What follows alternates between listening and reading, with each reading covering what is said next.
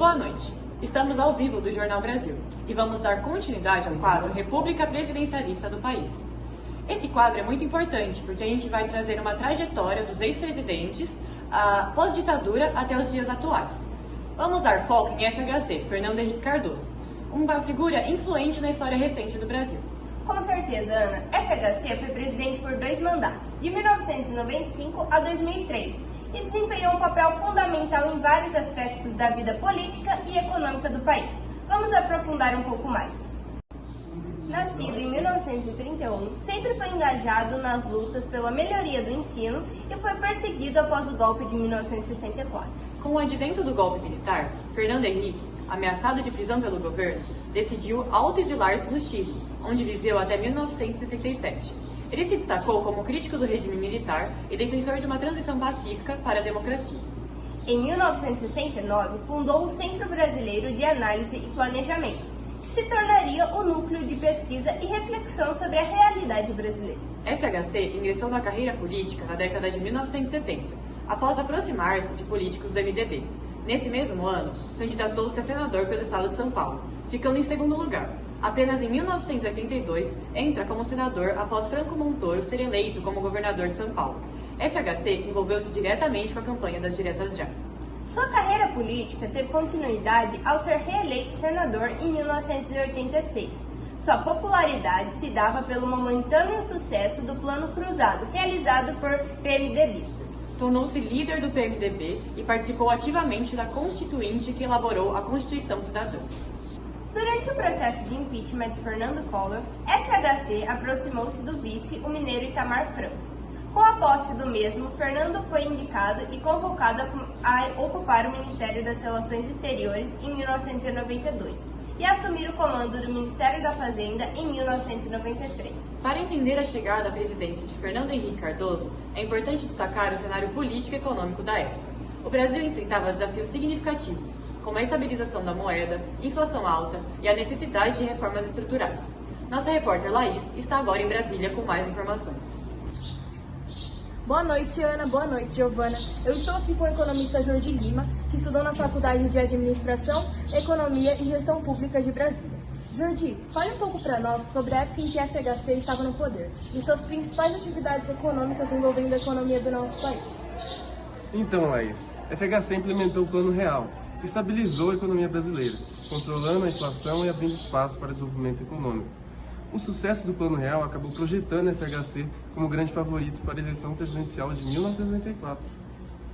Em seu discurso de posse, FHC anuncia o fim da Era Vargas em seu primeiro mandato.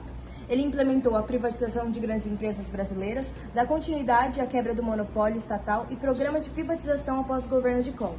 Além disso, manteve os juros altos e a abertura às importações. Muitas empresas diminuíram investimentos e despediram funcionários. Outras faliram, aumentando o desemprego.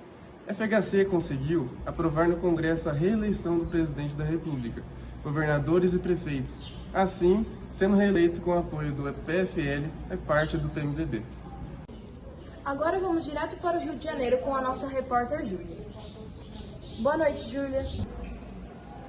Boa noite, Laís. Estou aqui com o Miguel, estudante de História da Universidade Federal do Rio de Janeiro, e ele vai falar um pouco sobre o segundo mandato de FHC.